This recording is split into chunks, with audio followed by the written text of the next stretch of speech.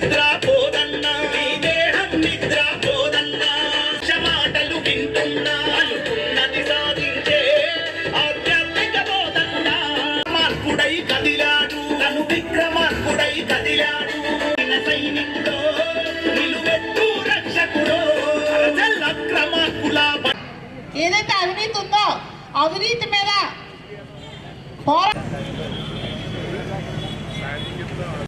ఏ సంక్షేమ పథకాలు ప్రవేశపెట్టారనే విషయాల్ని ప్రజల దృష్టికి అనేక కార్యక్రమాలు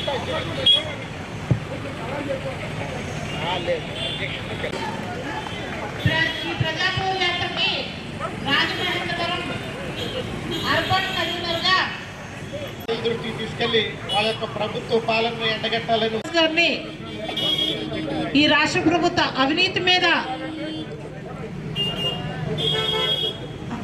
అలాగే కో కన్వీనర్ గా పేతిరెడ్డి ఆదిత్య నిర్ణయించడం జరిగింది. ఈ యొక్క కార్యక్రమానికి ముఖ్య మాతాకి జై శ్రీరామ్, జై శ్రీరామ్.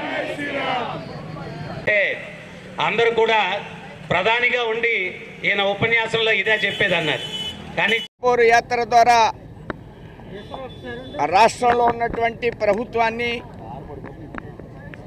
గద్దె దించి ఈ రాష్ట్రంలో ఒక మంచి ప్రభుత్వాన్ని ఏర్పాటు చేయాలనేటువంటి లక్ష్యంతో ప్రతి అసెంబ్లీలో కూడా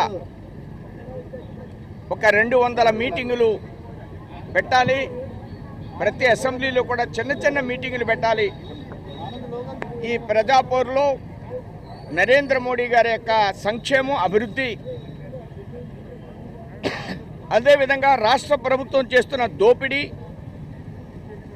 అవినీతి, ఈ అంశాలని ప్రజల దృష్టిలోకి తీసుకువెడుతూ రాష్ట్ర ప్రభుత్వాన్ని మార్చేటువంటి గట్టి ప్రయత్నం ఆంధ్రప్రదేశ్లో భారతీయ జనతా పార్టీ ద్వారా జరుగుతుంది అనేటువంటి ఈవేళ నుంచి మంత్ ఎండింగ్ వరకు 29 దాకా ఈ కార్యక్రమాన్ని దిగ్విజయంగా ఆంధ్ర రాష్ట్రంలో నడుపుతాం.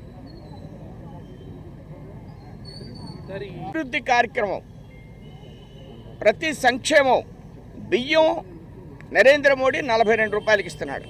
కానీ అన్ని జగనన్న ఫోటో వేసుకుని చిరునవ్వులు చిందిస్తాడు. నిన్న 30 కోట్ల రూపాయలు నన్నయ్య యూనివర్సిటీకి వచ్చింది.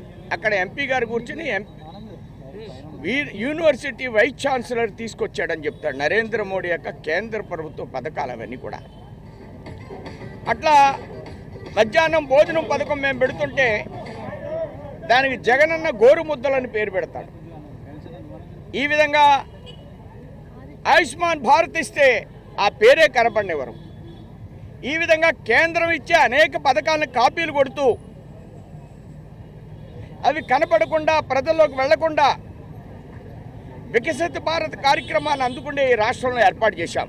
మీరు కూడా చాలా చోట్ల ఈ వ్యాన్లో కేంద్ర ప్రభుత్వ పథకాలన్నింటినీ కూడా ప్రచారం చేయడం జరిగింది. ఈ విధంగా రాష్ట్ర ప్రభుత్వం అవినీతిలో ఏమాత్రం కూడా పాత్ర లేదు.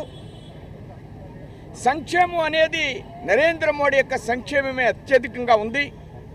జగన్ సంక్షేమం నరేంద్ర మోడీ సంక్షేమం ముందు బలాదూర్ అనేటువంటి విషయాన్ని నేను స్పష్టం చేస్తున్నాను. పార్టీ పోటీ చేయమంటే తప్పకుండా ఎంపీగా పోటీ చేస్తాను. పార్టీ ఏం చెప్తే అది చేస్తాను.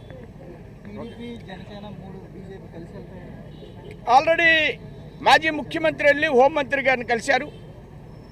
పొత్తనే అంశంలో కొంత ముందుకు వెళ్ళేటువంటి పరిస్థితులు ఉన్నాయి. ఒక మంత్ ఎండింగ్ లోపల క్లారిటీ వస్తుంది పొత్తు విషయంలో. Thank you.